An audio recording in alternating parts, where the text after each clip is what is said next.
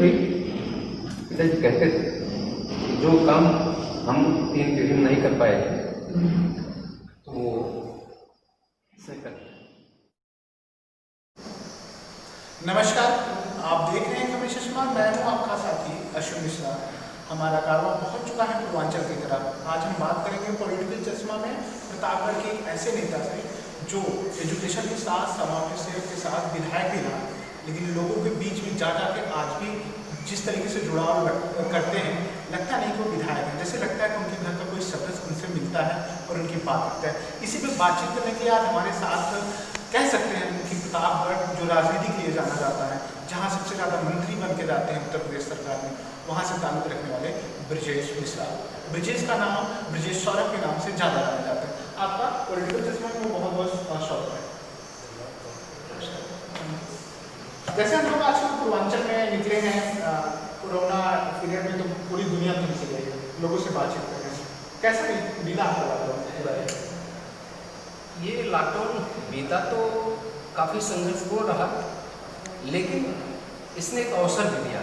अवसर ऐसे दिया कि लॉकडाउन के ठीक 3-4 दिनों के बाद मैं प्रतापगढ़ आ गया।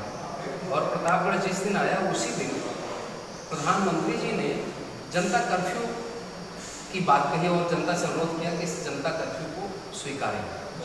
और वो दिन था जनता कर्फ्यू का, पहला दिन यहीं पर हमारा बीता। और फिर उसके बाद हम पूरे तरीके से यहाँ पर गए और अपने जनपद के उन सुदूर ग्रामीण क्षेत्रों में जहाँ पर लोग लॉकडाउन के चलते भोजन के लिए संघर्ष कर रहे थे, बल्कि कुछ निर्माण कार्य हमारे यहाँ इंजीनियरिंग कॉलेज बन रहा है, मेडिकल कॉलेज बन रहा है और RDO ऑफिस बन रहा है, कुछ और ऐसे बड़े प्रोजेक्ट चल रहे हैं जहाँ पर हमारे प्रदेश के या हमारे स्थानीय मजदूरों के अतिरिक्त झारखंड से, छत्तीसगढ़ से, उड़ीसा से, अन्य प्रांतों से मजदूर आए थे और लॉकडाउन के चलते वो यहीं पर स्टक हो गए थे। उनके सामने खाने का और सब चीज़ का बहुत बड़ा संकट था। और जिस तरीके से रौद्र रूप जनता के सामने कोरोना कोविड-19 का आया, इस पैंडेमिक से लोगों को सुरक्षा देने के लिए भी कुछ साधन नहीं था। फिर मैंने अपने स्रोत से लखनऊ से 5000 मास्क, फिर मास्क मंगवाने के अलावा सैनिटाइजर, फिर साबुन, साथ में हमने 5000 लोगों को प्रतिदिन भोजन कराने का संकल्प लिया और एक कम्युनिटी किचन अपने प्रतापगढ़ आवास पर तैयार किया। हमारे सारे कार्यकर्ता मित्र आते थे, दूरी सोशल डिस्टेंसिंग बना करके, और कुछ जो प्रोफेशनल भोजन बनाने वाले लोग होते थे उनकी सहायता लेकर के भाई ये जनता के काम, ऐसा दान का काम है या लोगों को भोजन कराने का अवसर है जिसमें हमको सुखद अनुभूति खुद होगी, सब कोई कोऑपरेट करो। तो उन लोगों ने भी हमसे पैसे कम लिए लेकिन भोजन तैयार कराने में योगदान दिया और हम प्रतिदिन 5000 लोगों को प्रतापगढ़ के कोने में प्रशासन से पूछ कर भोजन वितरित कराते थे। और वो हमारे अवसर बना के सेवा करके कैसे मन को सुखद अनुभूति होती है, तो उस अवसर से रूबरू हुआ तो अच्छा लगा। आपने अवसर की बात की, साथ में आपने कहा कि किस तरीके से आपके अंदर भावना है लोगों की सेवा करने, तो मैं आपको आपके पिछले इसी जीवन के थोड़े बचपन में, क्योंकि ये सब जो सेवा का भाव आता है कहीं ना कहीं चैन परिवार से होता है। तो बचपन कैसे बीता, अगर बचपन के बारे में हम लोग जानते हैं? बचपन बहुत अभाव वाला नहीं था, लेकिन जहाँ हम बैठे हैं इसके इर्द गिर्द लगभग 100 एकड़ जमीन तो मेरे पिताश्री द्वारा हम सबको छोड़ी गई है। हम संपन्नता भी ठीक समय का भोजन और इन सब चीज़ों को संघर्ष से करना पड़ता है। आपने बहुत लगभग 4 दशक पीछे मुझे ले जा करके उन यादों में भेज दिया जिनको बचपन के वो क्षण, वो अवसर याद आ रहे हैं। जब हम लोग यहाँ पर पढ़ रहे थे तो अभाव ऐसा कुछ नहीं था, लेकिन एक बात ये थी कि बहुत अत्याधुनिक सुविधाओं से तो हम नहीं थे। हम एक मध्यम वर्गीय कृषक परिवार थे। पिताजी स्वयं स्वतंत्रता संग्राम सेनानी थे। और हम लोग कुल मिलाकर के वेल ऑफ थे, ठीक थे। हम लोगों की पढ़ाई यहीं पर बाबूगंज में हुई, उसके बाद प्रतापगढ़ GIC में मैं पढ़ रहा था। एक बचपन की मेरी बहुत आदत थी क्रिकेट खेलने की। क्रिकेट खेलने में मैं कई बार 2-2 दिन 3-3 दिन घर से बाहर बिना बताए गायब हो जाता था। और उसमें हमारे जो छोटे भाई बड़े भाई होते थे, ये लोग कहीं ना कहीं पिताजी से चर्चा करते, पिताजी वो 3 दिन गायब रहते हैं, गायब रहता है, उसको कोई काम नहीं दिया जाता और हम लोगों को ढेर सारी जिम्मेदारी दी जाती थी। भाई को बचपन का जो होता है।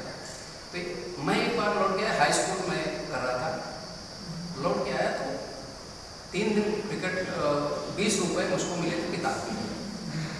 और मैं 3 दिन क्रिकेट खेलने गया तो उसमें 10 रुपये मैंने खर्च कर डाले और 10 रुपये ही मेरे पास बचे थे। उस पिताजी ने मुझे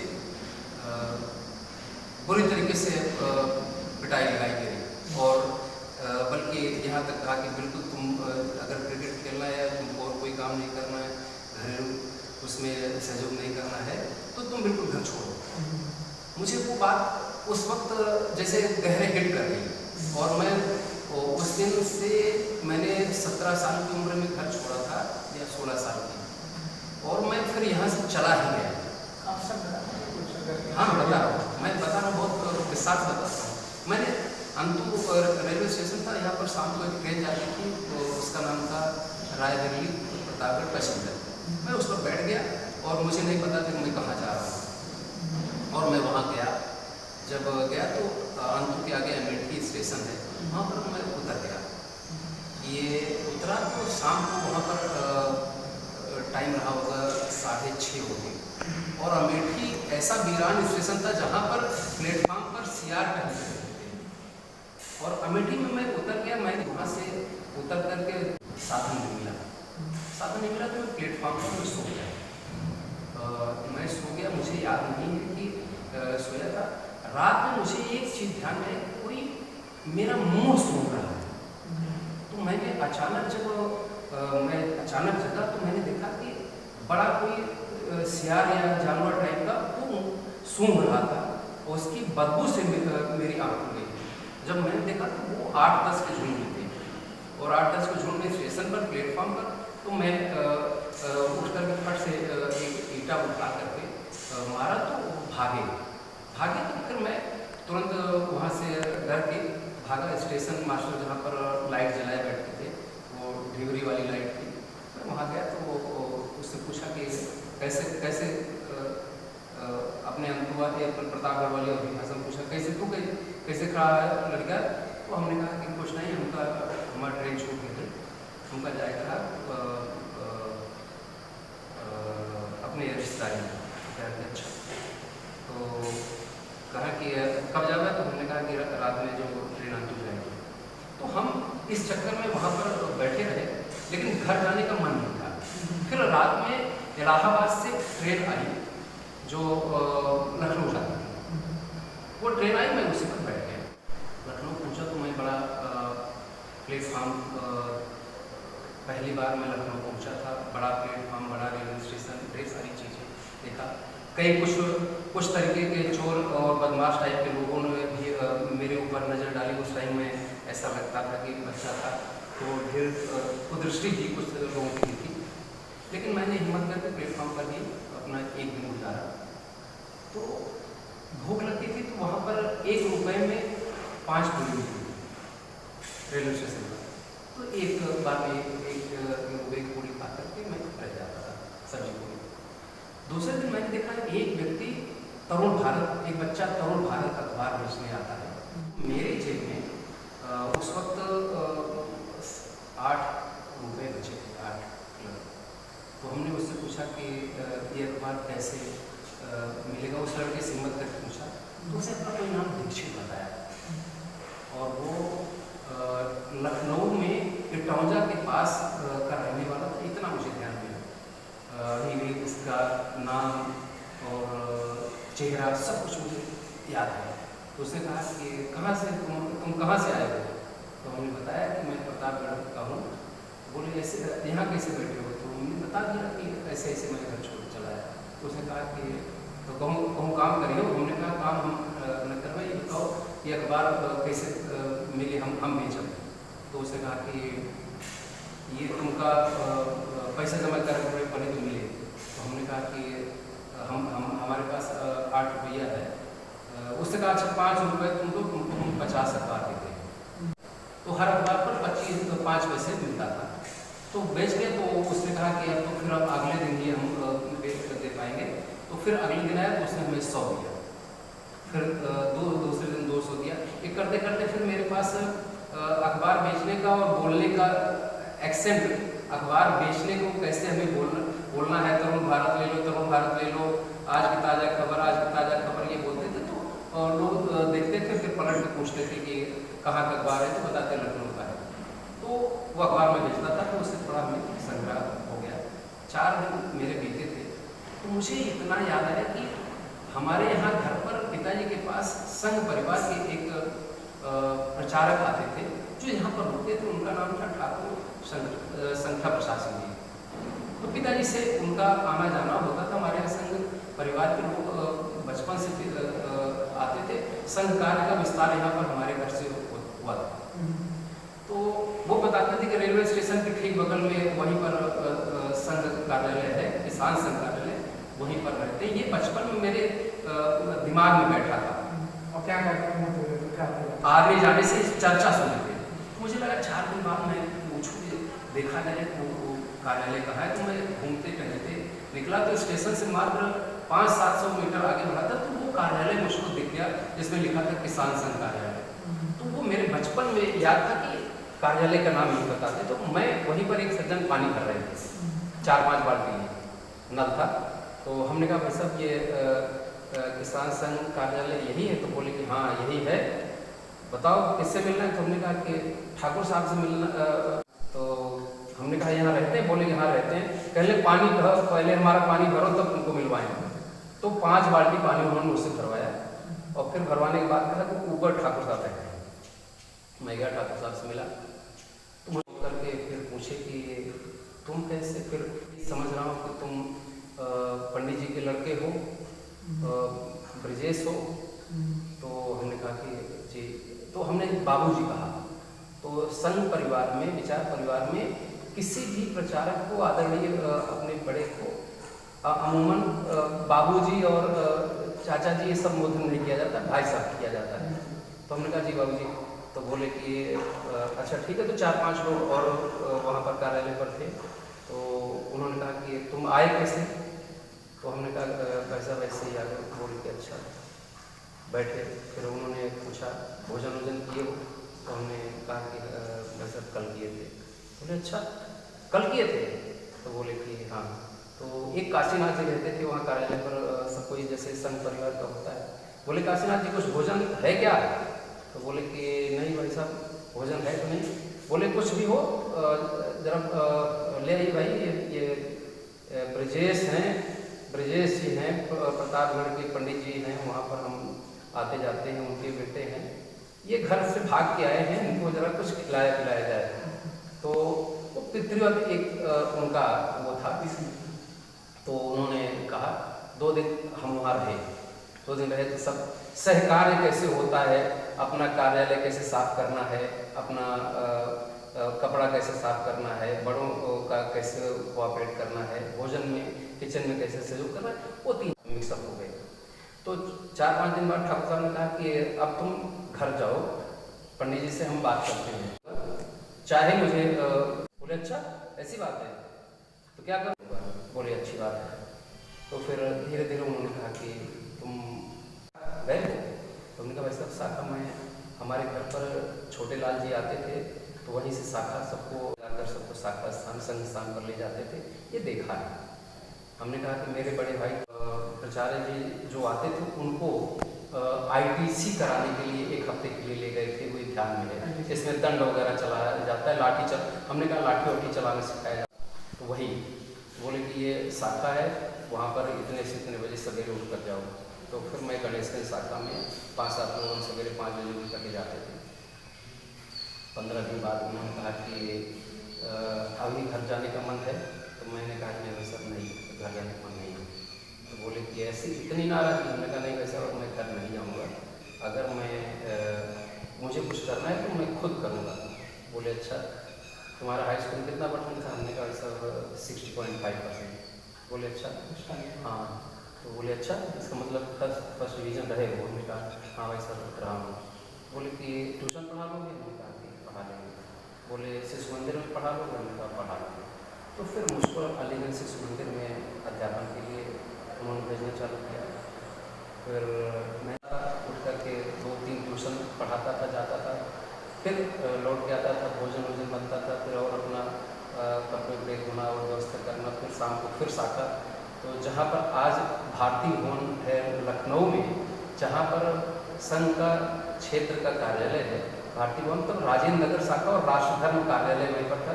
राष्ट्रधर्म हमारा प्रमुख जो पत्र है संघ परिवार का, विचार परिवार का, वो छपता था और तरुण भारत भी छपता था। तो वो उससे मुझे लगा कि तरुण भारत को मैं 15 दिन पहले बेच रहा था, तो रात में वो छपता था। तो प्रूफ रीडिंग करने के लिए वहाँ पर नहीं, उसमें था कि 5 पेज प्रूफ रीडिंग के लिए जो करेगा उसको 1 रुपया मिलेगा। तो फिर मैं प्रूफ रीडिंग रात में करता था, प्रूफ रीडिंग करता था, फिर वो अखबार अगले दिन छपता था, तो उससे भी कुछ पैसा आ जाता था। तो ठाकुर साहब ने कहा कि जहाँ पर हम शिक्षण कार्य कर रहे थे वहाँ पर भी बच्चे प्रसन्न थे। तो उन्होंने ठाकुर साहब ने पूछा कि ये बताओ कि आगे तुम्हारा क्या लक्ष्य है? तो हमने कहा भाई साहब मैं लक्ष्य ये है कि मैं पढ़ाई करना चाहता हूँ। तो बोले कि अच्छा। वो संघ परिवार से जुड़ा हुआ एक कार्यालय था, ये वो था लखनऊ में अग्रसेन कॉलेज है, बड़ा फेमस है। उस टाइम उसमें एडमिशन बड़ा टफ माना जाता था, तो 1 साल का मेरा गैप भी हो गया था। तो ठाकुर साहब ने वहाँ बात की, तो प्रिंसिपल साहब ने कहा कि ठाकुर साहब हमारे यहाँ एडमिशन बहुत मुश्किल से संभव नहीं हो पाएगा, बात करिए। तो ठाकुर साहब ने DAV कॉलेज के वाइस प्रिंसिपल थे SN त्रिपाठी जी, श्रीनिवास त्रिपाठी जी, केमिस्ट्री पढ़ाते थे। वो संघ के स्वयंसेवक थे। उनसे कहा कि श्रीनिवास जी एक बच्चे को एडमिशन कराना है और साइंस साइड में है, उसको आप करना है। तो उनका अच्छा ठीक है सब हम करते हैं। तो हमारा एडमिशन हो गया। एडमिशन हुआ तो हुआ क्या कि एडमिशन होते ही 15-20 दिन, महीने भर, 1 महीने बाद वहाँ पर शासन का चुनाव डिक्लेयर हुआ। और चुनाव डिक्लेयर हुआ तो थोड़ा मैं बातूनी था, ग्रुप में लोगों को अपने साथ इकट्ठा कर लेने की कुछ क्षमता थी बचपन से। वो इंस्टिंक्ट देख करके हमारे साथ के जो 15-20 लड़के थे, उन्होंने कहा कि इसका इंटरसेक्शन का चुनाव हो रहा है, तुम भी चुनाव लड़ जाओ। तो हमने कहा नहीं यार, हम चुनाव क्या लड़ेंगे, हमको नहीं। बोले अरे यार क्या जाता है, लड़ो। तो हमने बिना ठाकुर साहब की जानकारी के पर्चा भर दिया और मैं वाइस प्रेसिडेंट का चुनाव जीत गया, बहुत अच्छे अंतर से। अंतर से जीत तो गया, लेकिन वहाँ पर एक रमाशंकर तिवारी वाइस प्रिंसिपल थे, बड़े अपराधी किस्म के वाइस प्रिंसिपल थे, लड़कों को मारते थे और बहुत मारते थे।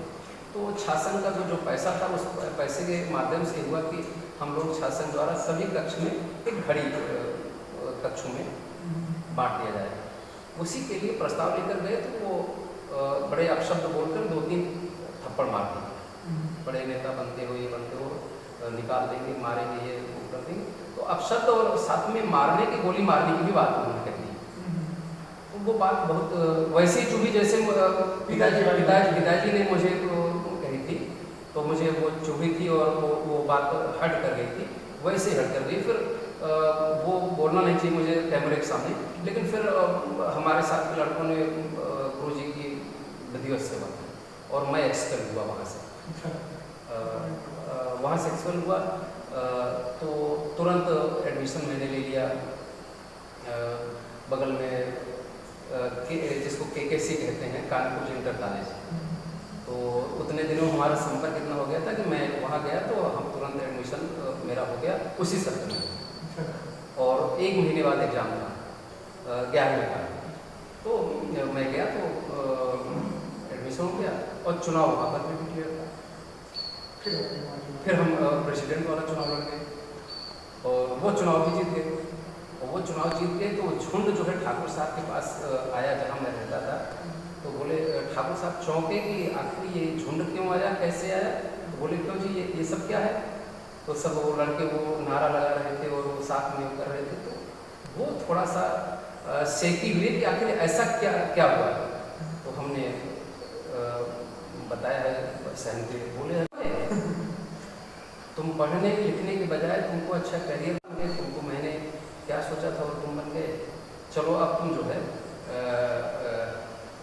तुमको 2 शाखा, सवेरे भी शाखा लगानी, शाम को भी लगानी।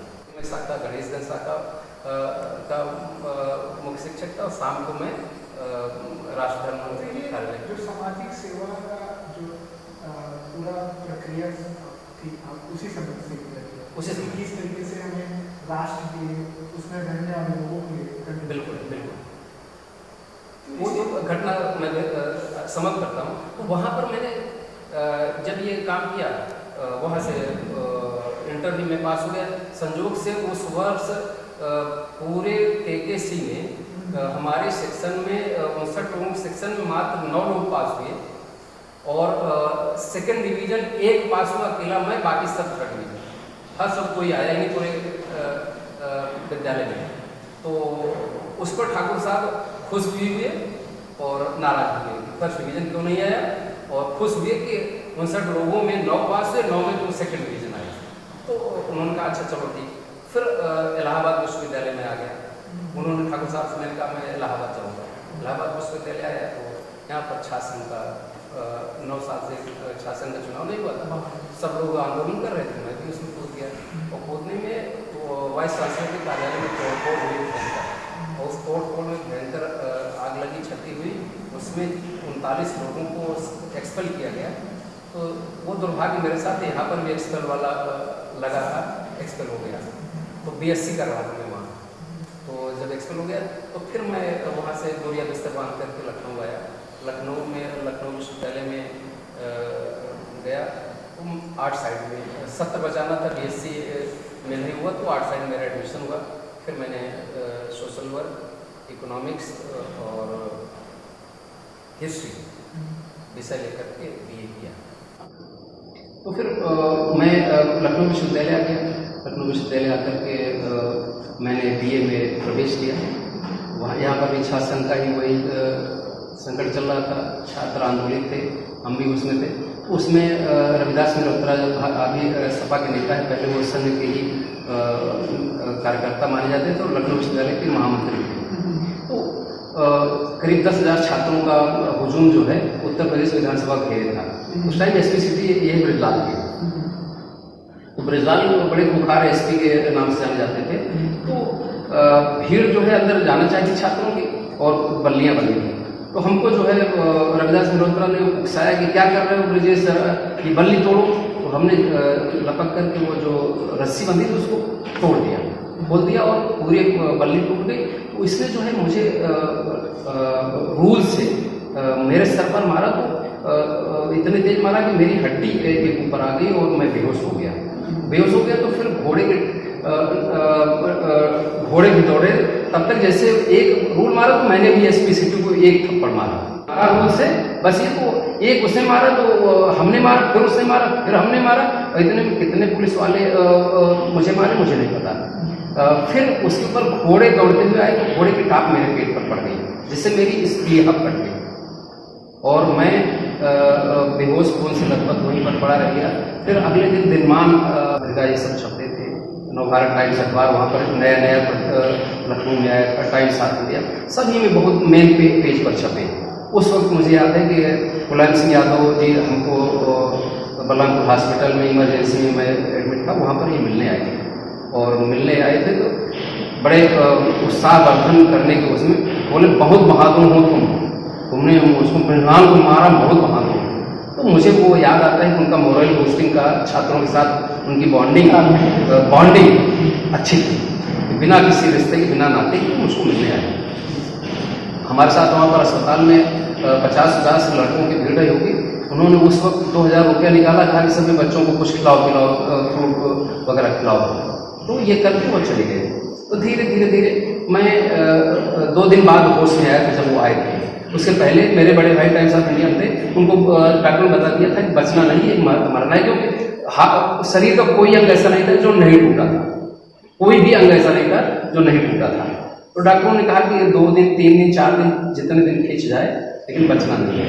तो वो बेचारे बड़े भाई थे, दुखी रहते थे। लेकिन 4-5 दिन बाद मुझे होश आया रात में 1:30-2 बजे। तो फिर डॉक्टरों ने भी वो किया, और फिर डॉक्टरों को बड़ा एक वो था कि ये वो लड़का है जिसने एसपी को मारा है, इसलिए तो इसको बचाना ही बचाना है। तो वो डॉक्टरों का भी टीम हमको बहुत कोऑपरेट करी, फिर मैं बच गया।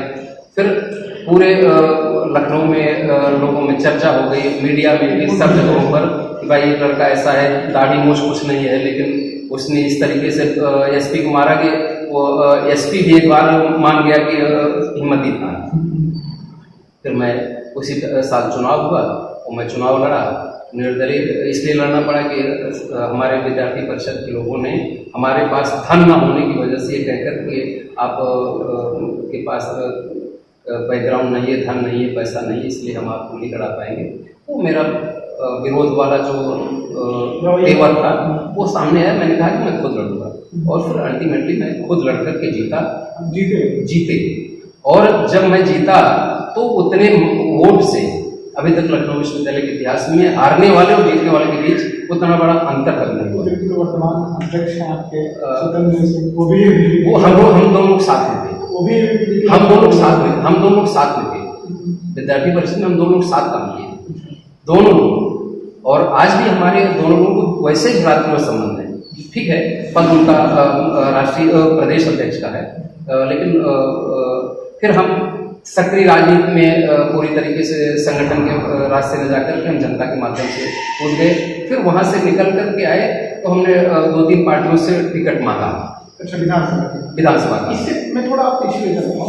जब अपने अध्यक्ष का चुनाव जब आप ये बन गए, हाँ, ये बात पिताजी को पता चली थी जब ठाकुर साहब के सामने बच्चे गए थे, क्या उन्होंने आपको पिताजी को बताया कि ब्रिजेश पढ़ाई के साथ साथ फिर राजनीति मुद्दा एक बढ़? मैंने 3 साल तक, या यूँ कहीं कि 4 साल तक मैंने कोई कम्युनिकेशन रखा ही नहीं था इधर। हाँ, कोई कम्युनिकेशन रखा ही नहीं था, जबकि पिताजी को सबको ये पता चल गया था कि वहाँ पर ठाकुर साहब के पास मैं हूँ और सुरक्षित हूँ।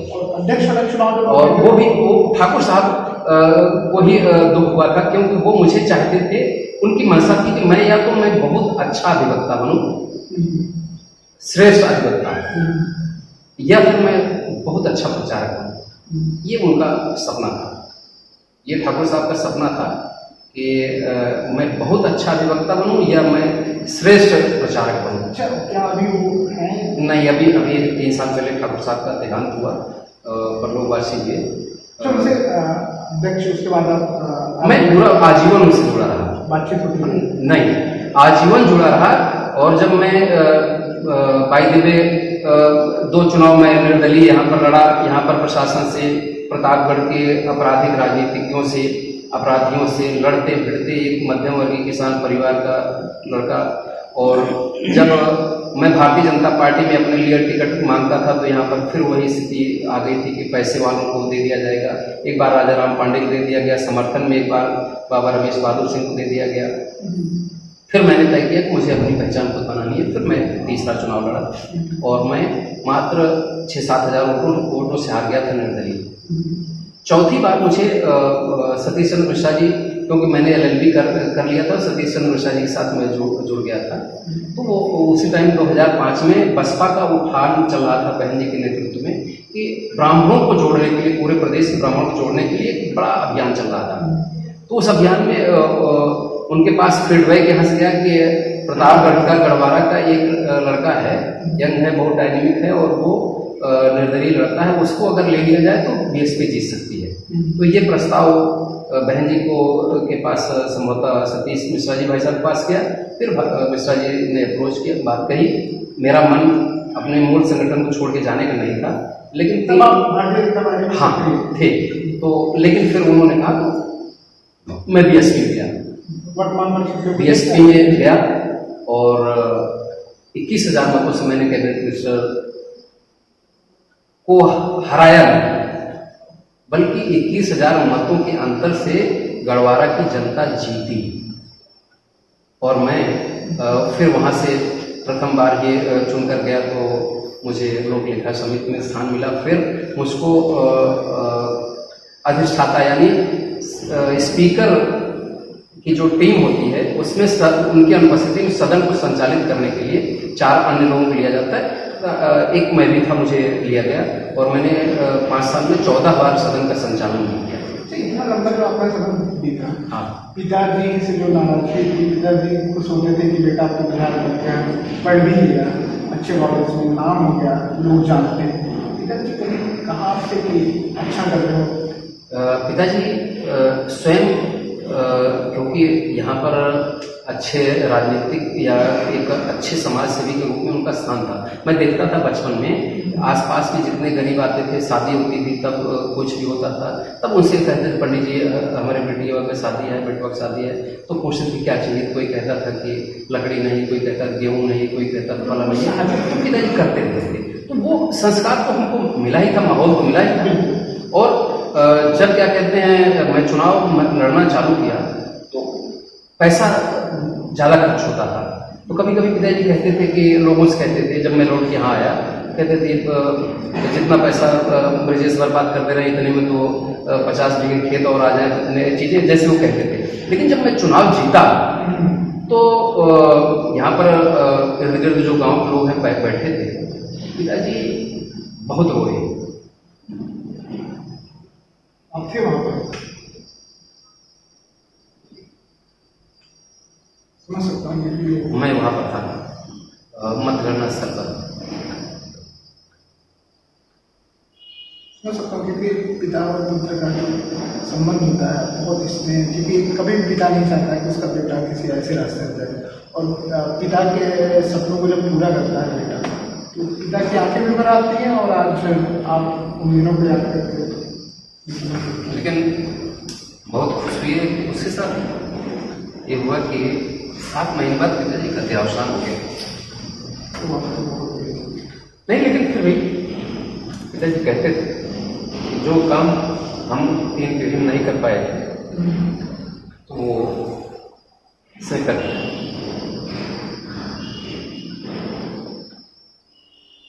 उसके बाद आप तो आपके लिए तो पूरी तरीके से आपके लिए पूरा संसार 5 सालों का जो हमारा कार्यकाल था, मैंने जिस समर्पण से, जिस ईमानदारी से काम किया था, हमारे नेतृत्व ने उसको दूसरे तरीके से अपेक्षा की और वो मुझे अच्छा नहीं लगा। मैंने बीएसपी छोड़कर फिर मैं भाजपा में मैं आ गया। जिस पीरियड में विधायक थे क्षेत्र के कई लोगों से कहें कि आप चंडीगढ़ में काम कर रहे हैं, आप लोगों के बीच में जाते थे, लोगों की मदद करते थे, जो कि नहीं जाते थे, आपने धार्मिक स्थलों को बढ़ावा दिया, आप एक एजुकेशन आपका भी चल रहा है। हाँ, ये पिताजी की स्मृति में, ये जो पूरा कैंपस है पिताजी की स्मृति में, पिताजी और माताजी की स्मृति में मैंने ये बालिका डिग्री कॉलेज है। अब पीजी इस वर्ष, अगले वर्ष पीजी हो जाएगा। अभी एक बिल्डिंग का निर्माण चल रहा है। तो ये अवैध साधनों से, संसाधनों से नहीं बना है, ये हमारे पिताजी और माताजी के आशीर्वाद से, उनके आशीर्वाद से ये संसाधन हम धीरे धीरे 10 सालों में अपना मेहनत करके जुटाते हुए उसको ले आए हैं। और एक समय था हमारे यहाँ की बच्चियाँ हाई स्कूल के बाद पढ़ती नहीं थी। बिल्कुल, अक्सर देखा जाता है। और इंटर के बाद तो कतई नहीं पढ़ती थी। बहुत वो क्योंकि मेरी बहनें भी नहीं पढ़ पाई थी इंटर के बाद। वो आप मलाल था कि मेरी 2 बड़ी बहनें इसलिए इंटर के बाद नहीं पढ़ पाई क्योंकि बाहर नहीं भेजा जा सकता था। प्रतापगढ़ बहुत दूर था, इतना संसाधन, इतना धन नहीं था। अमेठी बहुत दूर था, सुरक्षा बहुत थी बच्चों, इसलिए सबकी शिक्षा खत्म कर दी जाती थी हर जगह, हर परिवार में। कुछ तो कक्षा 5 में नहीं पढ़ पाती थी, कक्षा 2-3 में ही खत्म हो जाती थी। ये खोल करके मेरा सपना था कि हमारे यहाँ की कोई बच्ची ग्रेजुएशन इसलिए वंचित न हो जाए ग्रेजुएशन करने से, ये डिग्री कॉलेज नहीं है। इसलिए पिताजी की माताजी की स्मृति में। अच्छा, जब आपने बालिका का कार्य शुरू, आपने अपने 2 बहनों की बात की, उनसे कभी बात होती थी? जब आपने बोला तो आप उनसे, उन्होंने आपसे कहा कि आप भैया बड़ा अच्छा काम कर रहे हैं? नहीं, वो पूरे परिवार का, भाइयों का, बहनों का, सबका। इवन ये जो विद्यालय की ज़मीन है, हमारे पिताजी ने मेरी बहन को, बड़ी बहन को दहेज में दी थी 5 एकड़ ज़मीन। और जब पिताजी की डेथ हो गई थी, फिर मेरे विधायक बनने के बाद, तो हमने बड़ी बहन से कहा कि दीदी पिताजी के नाम पर अभी खोलना चाहते हैं, और ये ज़मीन जो घर के बगल वाली है इसको कैसे करा जाए, आपके पास नाम है। तो उन्होंने सहसा कि पिताजी का दिया हुआ, पिताजी की चीज़ पिताजी के नाम पर करना है, उसको तुम बाकायदा विद्यालय के नाम ट्रांसफर करवा दो। ये 5.5 एकड़ ज़मीन जो है, जो पिताजी की थी, पिताजी ने बड़ी बहन को दी थी। बड़ी बहन ने वो कहा कि वो तो पिताजी की स्मृति में इससे बड़ा अच्छा काम का होगा। अब इस विद्यालय का नाम मैंने सुना है कि आपकी कोई एनजीओ भी चलती है, जिसमें आप बहुत सारे एड्स पीड़ितों को, बच्चों को पढ़ाने के जो संसाधन हैं, जैसे प्रधानमंत्री आह्वान करते हैं कि किए थे कि आदर्श गाँव, एक गाँव को कैसे विकसित किया जाए, एक सांसद प्रेरणा से। अपने मैंने सुना है कि कई बच्चों को ऐसे लोगों के माध्यम से उन्हें अच्छी एजुकेशन प्रोवाइड कराएं, बेहतर जीवन दें, इसके बारे में थोड़ा। हाँ, मानव विकास संस्थान नाम का एक मैंने एनजीओ अपना डाला। मूलतः उस मानव विकास संस्थान का ही ये पार्ट है, डिग्री कॉलेज। और जो एजुकेशन हमारा सिस्टम है, तो वो उसके माध्यम से हम ये काम कर रहे हैं। अभी हम लोगों ने क्या किया है कि जब हम ये काम करते थे तो गरीब बच्चियाँ जो शिक्षा इसलिए वो उनकी पूरी नहीं हो पाती थी कि पैसा नहीं था, पेरेंट्स उनको फीस नहीं दे सकते थे, ड्रेस नहीं दे सकते थे, तो उनको मैं चिन्हित करा लेता था एनजीओ के माध्यम से, ऐसे 10-20-25 परिवार। और फिर लखनऊ में हमारे संपर्क कुछ अच्छे व्यापारियों से, अच्छे अधिकारियों से थे, तो मैं उनके सामने एक प्रस्ताव रखता था कि भाई हमारा 5 बच्चियों का एक ग्रुप है, ये मानव विकास संस्थान हमारी संस्था है, इनको फीस मेरा आय का स्रोत कोई नहीं है, मैं कोई व्यवसाय या कोई फैक्ट्री या अधिकारी नहीं हूँ, लेकिन आप अगर क्या कहते हैं हमारी एनजीओ के माध्यम से इनको मदद करेंगे तो बच्चियाँ पढ़ लिख करके जहाँ जाएंगी तो अगली पीढ़ी को ये और शिक्षित करेंगे। तो वो उसमें हमारे कई मित्रों ने इससे बहुत योगदान दिया, और उसमें 2-3 नाम में उल्लेख करूँगा। जैसे लखनऊ में साहू परिवार का बहुत बड़ा नाम है, तो साहू परिवार के मित्र हमारे विजय साहू हैं। हम लोग बचपन से लखनऊ विश्वविद्यालय टाइम से मित्र हैं। तो मैंने कहा, विजय ने भटकम कहा कि यार 15,000 रुपये कोई बुराई की बात नहीं है, मैं एफोर्ड करूँगा। और करते आए, बहुत दिनों तक करते आए, कभी अपेक्षा नहीं की कि हमको इसके बदले में कोई रिटर्न चाहिए। ऐसे ही वहाँ पर एस हुंडई है, सुनील काला जी उसके मालिक हैं, बड़े व्यवसायी हैं, वो भी करते थे। जितने भी जनसेवा के कार्य और बच्चों के एजुकेशन और होता था वो भी करते थे। हमारे एक और बड़े भाई जैसे गिरजा शंकर अग्रवाल जी, लखनऊ विश्वविद्यालय के सामने ठीक उनका पेट्रोल पंप है, और हमारा उनका तब से रिश्ता है, आज भी बड़े भाई को मैं चुनाव लड़ूँ तो मैं कोई भी चीज़ हो 10 लाख 20 लाख 25 लाख रुपए कभी उन्होंने गिना भी नहीं, मुझे भेज रहे हैं। आज तक कभी उन्होंने हिसाब नहीं लिया, बस मैंने इतने मैंने कहा भैया चुनाव शुरू हो गया, इतना पैसा चाहिए, तो उनका अच्छा फिर मैं धीरे धीरे व्यवस्था से भेज रहा है। तो इस टाइप के हमारे बड़े भाई और गार्जियन यहाँ से लेकर दिल्ली तक, इवन मुंबई तक कुछ ऐसे रहे जिन्होंने मुझे बिना बेईमानी किए, बिना दलाली किए, बिना कहीं कोई भी ऐसा गलत काम की ओर मुझे उन्मुख नहीं होना पड़ा। मतलब वो आपको एक सेफ जोन में आपने अच्छा काम किया समझते, आपको पीछे से सपोर्ट करते, ये बैकअप मुझे मिलता रहा। मुझे फिर ना तो थाने की दलाली करनी पड़ी, ना किसी नौकरी और ट्रांसफ़र के लिए पैसा लेना पड़ा।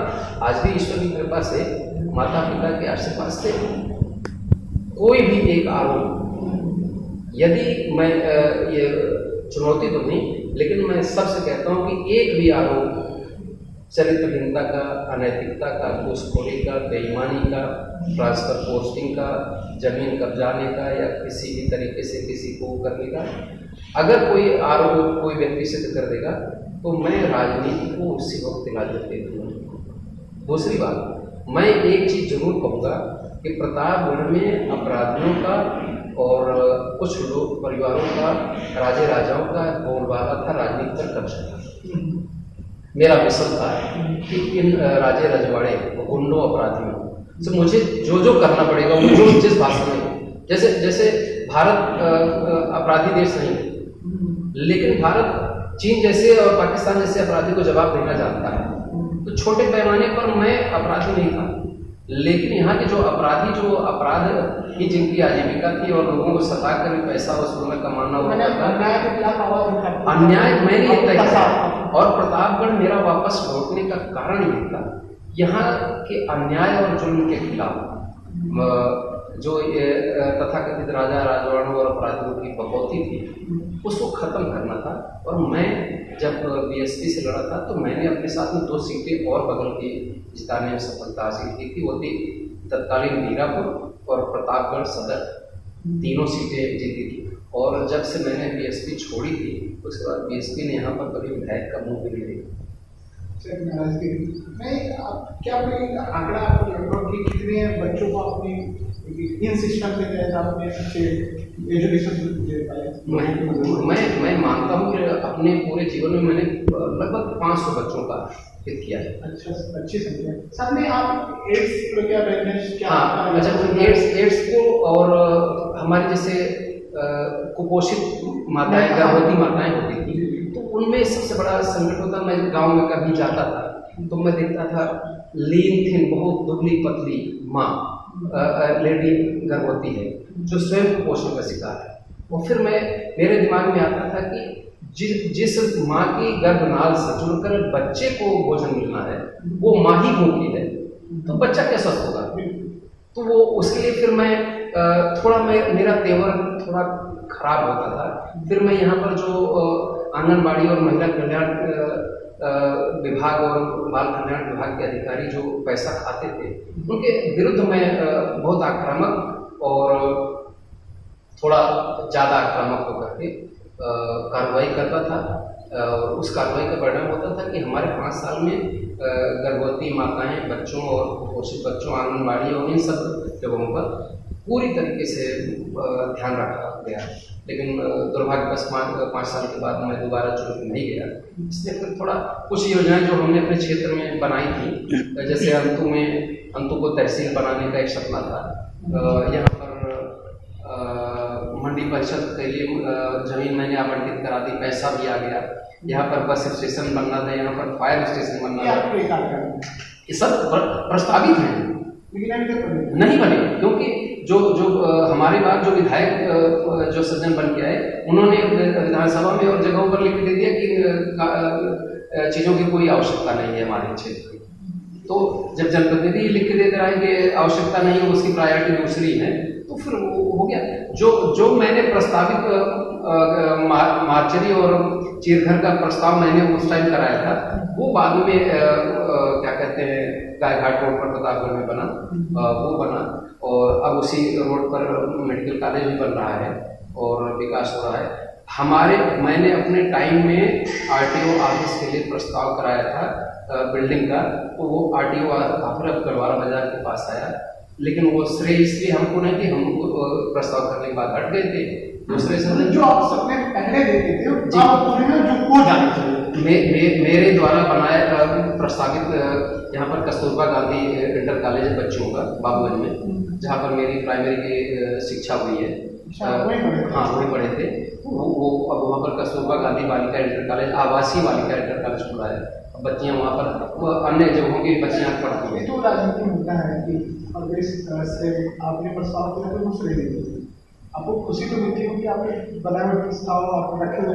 खुशी नहीं। हमारे यहाँ प्रतापगढ़ में ये जो चिलविला से जगदीशपुर तक का मार्ग है, जो नेशनल हाईवे पैटर्न पर तब हमने बनवाया था जब मैं 2007 में विधायक पहली बार बना था। और मुझे याद है स्टेट रोड प्रोजेक्ट के रूप में इसका 94वें चयन हुआ था। 2007 तक कोई खबर लेने वाला नहीं था, और मैंने इसी पर विधानसभा में माननीय मुख्यमंत्री जी के सामने प्रश्न कर दिया था। तो बहन जी बहुत नाराज हुई थी कि तू सत्ता दल का विधायक है कि विपक्ष का है। तो हमने कहा बहन जी, भूख तो सबको लगती है, चाहे वो सत्ता दल का हो चाहे विपक्ष का हो। विकास और सड़क, पानी, बिजली तो सबको चाहिए। बहन जी जो 94 प्रोजेक्ट था वो प्रोजेक्ट अगर नहीं पूरा हुआ तो अब जो है अगर नहीं होगा तो मैं प्रशिक्षित करूँगा। तब उन्होंने सैंक्शन किया और तब प्रतापगढ़ ये हाईवे जैसा रोड पहली सड़क थी जो बनी थी, और फिर इसके बाद मैंने मोहन लालगंज से लाल गोपालगंज तक बनवाया था। यही दो रोड थे जो नेशनल हाईवे पैटर्न पर बने थे, उन पर चलता हूँ तो लोग भी आके जटवारा आप चले जाइए लाल गोपालगंज तक लोग कहेंगे ब्रजेश सौरभ के प्रयास बना था। मैंने क्षेत्र में गया इसलिए मैंने पूछा, एक सवाल था जब आप राजनीति से होते हाँ। अब की राजनीति में कितना अंतर देखते हैं? बहुत अंतर है। जैसे अब बेसिक अंतर यह है कि पहले राजनीति प्योर आपराधिक भी थी और बिना ज़्यादा पैसे की जरूरत नहीं होती थी। अब आपराधिक लेने के लिए पैसे की आवश्यकता बहुत रह गई। यहाँ पर चुनाव लड़ने का मतलब है कि जितने में एक आदमी चुनाव लड़े उतने में वो 5 करोड़ की फैक्ट्री खड़ी कर सकता है आदमी आजीविका के लिए। लेकिन होता क्या है कि हर व्यक्ति के अपने अपने जीवन में प्राथमिकता और शौक होते हैं, या तो लत कहिए, शौक कहिए, या प्राथमिकताएं होती हैं। जो एक बार पूरा राजनीति में कूद गया, 50 साल उम्र हो गई, अब उसको कहिए कि वो किसी रोजगार में जाए, किसी फैक्ट्री में जाए तो नहीं जा पाएगा।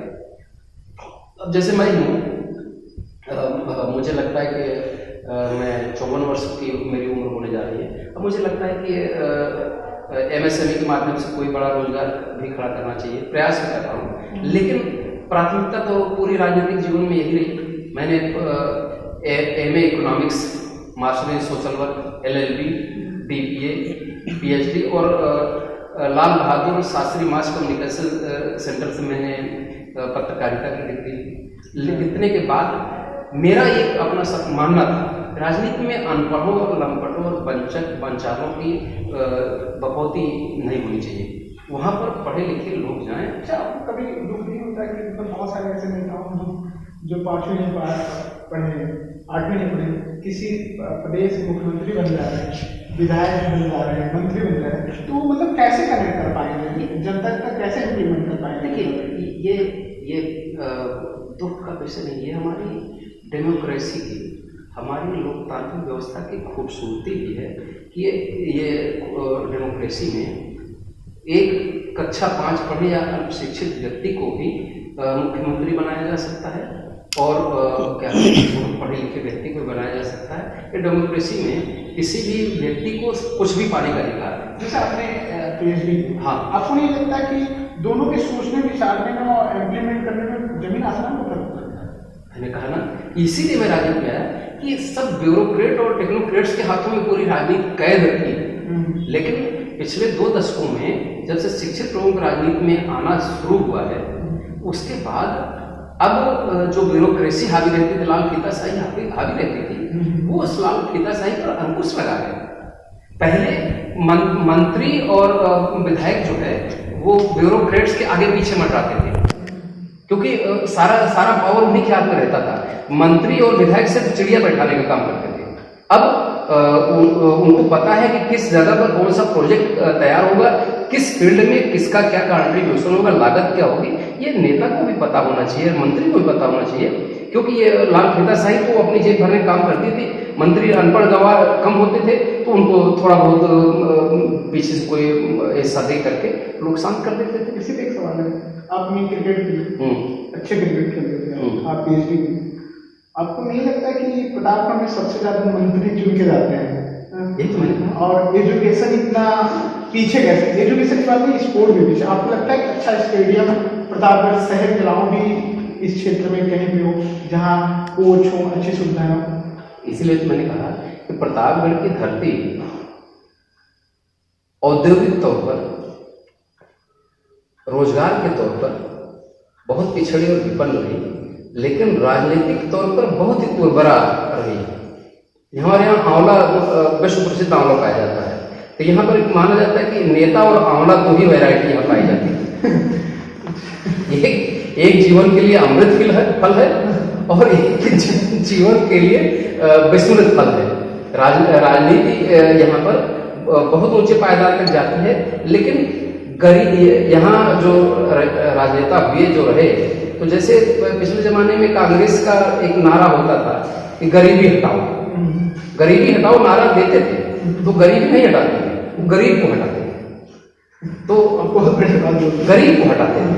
और वो शिक्षित लोगों को इसलिए नहीं होने देना चाहते थे कि अगर वो शिक्षित हो जाएंगे तो अधिकार मांगने लगेंगे।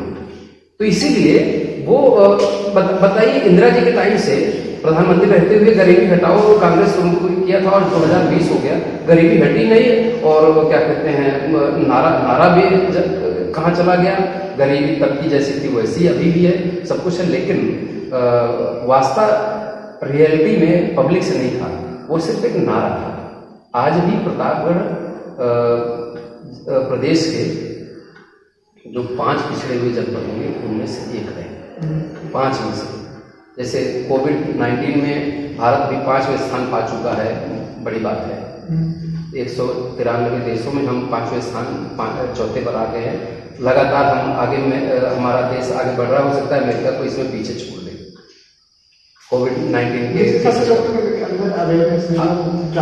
प्रधानमंत्री ने अपील करें उसके बाद, इसके बावजूद तो अनुमान लगाइए इस तरीके से पिछड़ापन हमारे प्रतापगढ़ का है कि 5 विपन्न जनपदों में है, कोई रोजगार नहीं, सिर्फ अपराध है, अपराध। अच्छा, प्रधानमंत्री जी अभी 26 तारीख को माननीय मुख्यमंत्री योगी जी कई बार उन्होंने कहा कि लॉकडाउन में जो मजदूर वापस आए, जिसे प्रवासी कहते हैं, उनके लिए योजना बनाई जा रही है।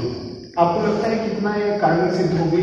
जो लोग बाहर रह रहे थे, अगर ऐसा सिस्टम डेवलप करना चाहिए उत्तर प्रदेश सरकार और केंद्र सरकार, कितना लगता है आपको कारगर होगा? देखिए, प्रधानमंत्री जी ने बहुत बड़ी बात कही, आपदा में अवसर। जब आपदा है तो आपदा को अवसर में तब्दील कैसे करा जाना चाहिए।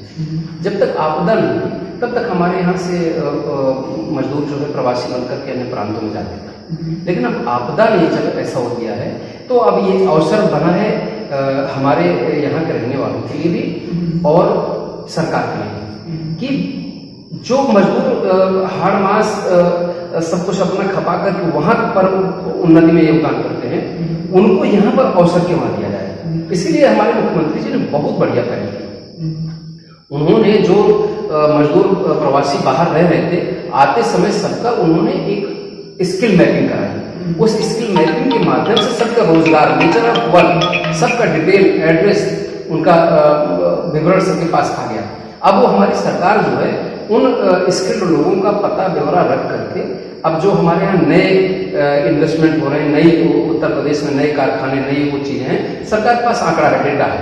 उस डेटा के माध्यम से उन कंपनियों को कहा जा रहा है कि हमारे पास शिक्षित रोजगार, टैलेंटेड और स्किल्ड एम्प्लॉय है, आप हमसे लीजिए। आपको लगता है कि बेनिफिट होगा? 100% होगा। इससे 2013 के पहले की अगर सरकार की बात करें, 13 के 14 का जब चुनाव हुआ, उसके बाद से कितना परिवर्तन देखिए, लोग बीच जाते हैं, मिलते हैं, उनका क्या? देखिए 2013-14 सच तो यह है कि हमारे समाज के लोगों का, आम नागरिक का मनोबल बहुत टूटा हुआ है।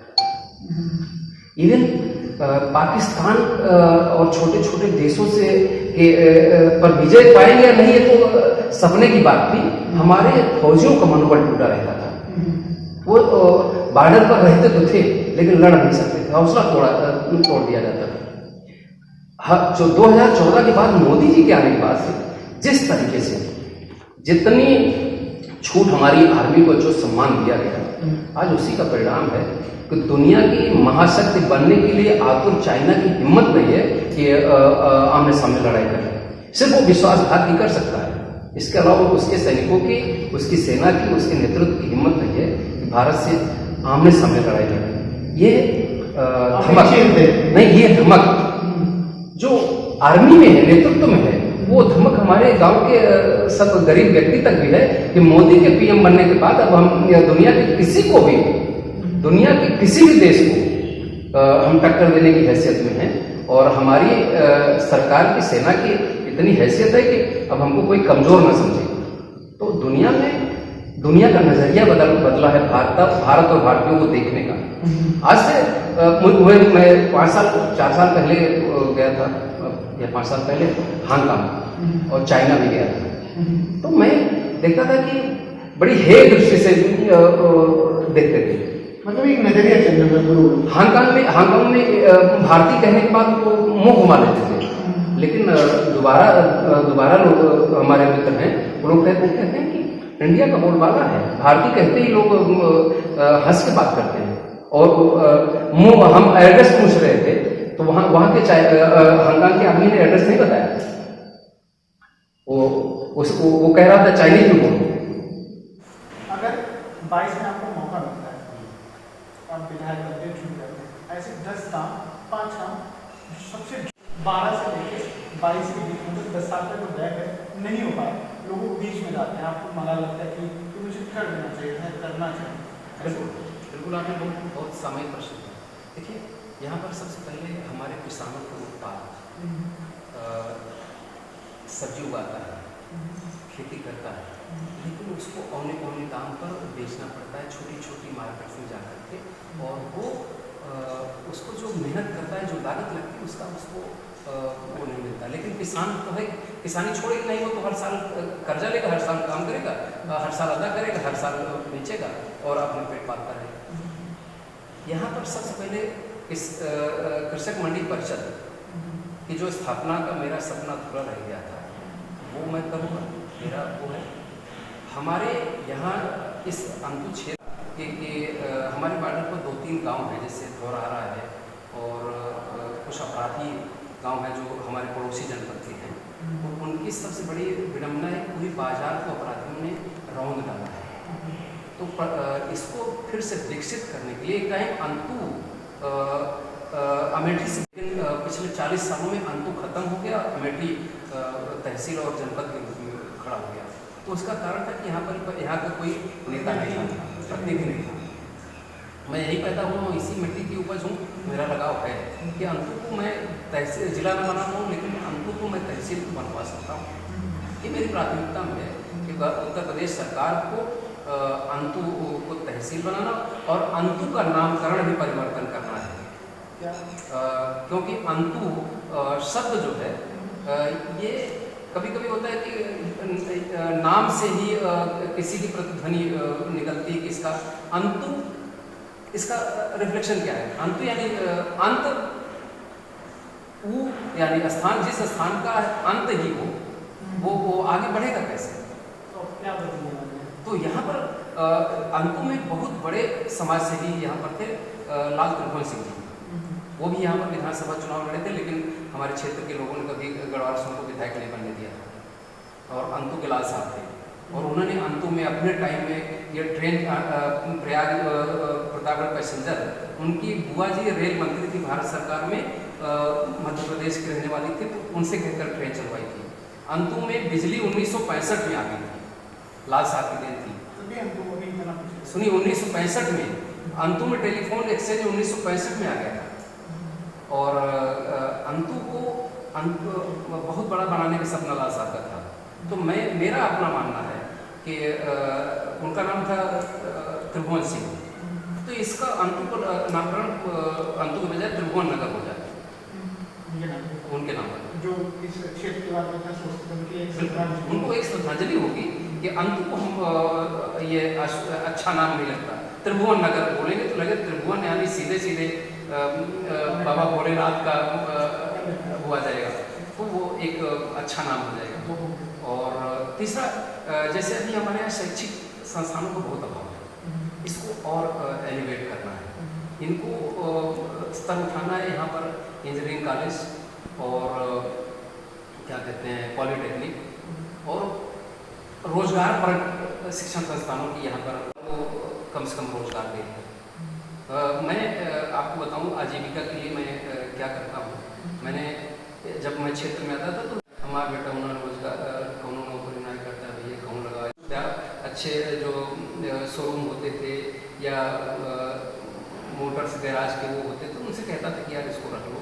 कुछ लोग तो रख लेते थे और कुछ लोग बाद में थोड़ा सा भाव भी खाते थे और कुछ लोग निकाल दिए जाते थे। कुछ लोग सिक्योरिटी गार्ड कंपनीज में भर्ती होने के लिए उनसे मुझे सिफारिश करनी पड़ती थी और वो भाव भी खाते थे और उनका उत्पीड़न भी करते थे। मेरी एक जिद है, वो हरदम आदत में है, वो चुनौती के रूप में। जैसे 2-3 सिक्योरिटी गार्ड कंपनियों ने मना किया गया तो मैंने तुरंत सिक्योरिटी गार्ड कंपनी खड़ी कर दी और लोगों की जी। और Lions security and placement services हमारी कंपनी है जो आज की तारीख में 9 विश्वविद्यालय सर्विसेज दे रही है। तो आपने तीसरा का चौथा का रोजगार, जी।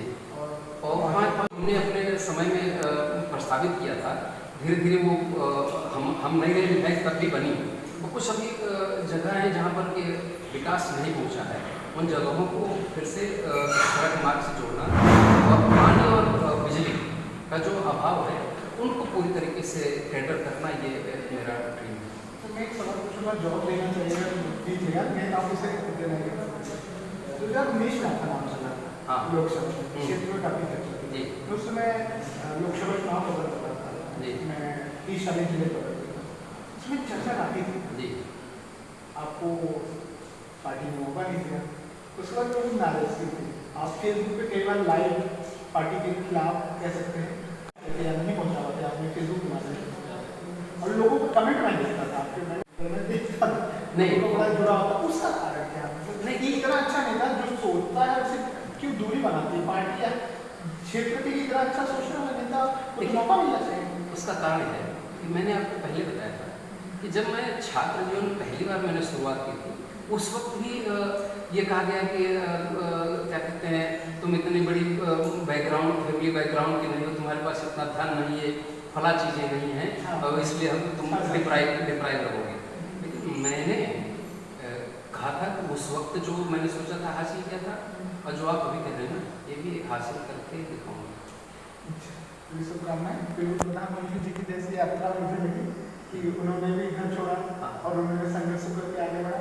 आपको भी लोग स्वीकार नहीं करना चाहते थे, लेकिन आपने अपने संघर्ष कह सकते हैं अपने जुनून से हर चीज़ पर चलते चलते आप कुछ अपने क्षेत्र या यूथ जो राजनीति मानना चाहता है उनको क्या संदेश देना चाहते हैं? देखिए, हमारे क्षेत्र का या ये मेरे जनपद का यूथ अगर आज भी आप जाएं और एक ईमानदार सर्वे बिना किसी से प्रभावित हुए, बिना किसी के प्रति राग द्वेष का सर्वे करेंगे, आज भी प्रतापगढ़ का यूथ ब्रजेश सौरभ से जुड़ा हुआ है। वो जाति धर्म छोड़ करके अगर आप 100 लोगों से सर्वे करेंगे तो मेरा अंतर्मन और मेरा विश्वास कहता है आपको 60 लोग ये कहेंगे हाँ, ये व्यक्ति अगर अवसर पाता तो हमारे क्षेत्र के लिए अच्छा काम करता, और अगर इसको अवसर दिया जाए तो हमारे यहाँ मूलभूत आवश्यकताओं का जो अभाव है वो जल्दी पूरा हो सकता है। तो क्या संदेश देना चाहिए? संदेश यही है कि सब कोई हौसला बनाए रखें, और वो कहावत है कि जाहि विधि राखे राम ताहि विधि रही, जैसे ईश्वर ने रखा है वैसे रहिए, धैर्य। जब ये विपरीत काल हो, हालात विपरीत हो, परिस्थितियाँ, धैर्य अगर आप नहीं खोते हैं तो निश्चित तौर पर विजय मिलना निश्चित है। जिस पल आपने धैर्य खो दिया उस दिन आपने सारी लड़ाई खो दी। हमारे साथ ब्रजेश थे, इनकी चर्चा जो आपने सुना होगा, इंटरव्यू शायद आपने नहीं देखा होगा, इनके बचपन के शुरुआती दौर से लेकर इनके छात्र जीवन से लेकर इनके विधायक से होते हुए वर्तमान समय में एक सामाजिक संगठन भी चलाते हैं जिसमें लोगों की मदद करते हैं। आपने पूरी बात इनकी सुनी होगी, आपको लग गया होगा कि किस तरीके से इनकी यात्रा रही, एक अच्छा मैसेज मिला होगा आपके सोसाइटी के। इसलिए मैं ये सेगमेंट करता हूँ क्योंकि आपने कई सारे इंटरव्यू देखे होंगे। खबरी चश्मा हमेशा पॉलिटिकल चश्मा सो इसलिए लाता है कि आप पॉलिटिक्स के पीछे जो चश्मा है, चश्मे से आपको उस नेता बनने का सफर कैसे तय किया उसे दिखाते हैं। आपको बहुत बहुत धन्यवाद। धन्यवाद जी, बहुत बढ़िया बहुत बढ़िया। तो बचपन की तरफ आपने यात्रा करा दी। ऑनेस्टली मैं कहूँ कि बहुत अच्छा लगा कि आपने पूरी ईमानदारी से जवाब दिए और बहुत खूबसूरती से पूरा हम लोग का सेगमेंट था। उम्मीद करते हैं और मेरी तरफ से आपको शुभकामनाएं कि आपका सारा विजन पूरा हो। और बहुत धन्यवाद। बहुत बहुत धन्यवाद। फिर मिलते हैं एक नई शख्सियत के साथ, तब तक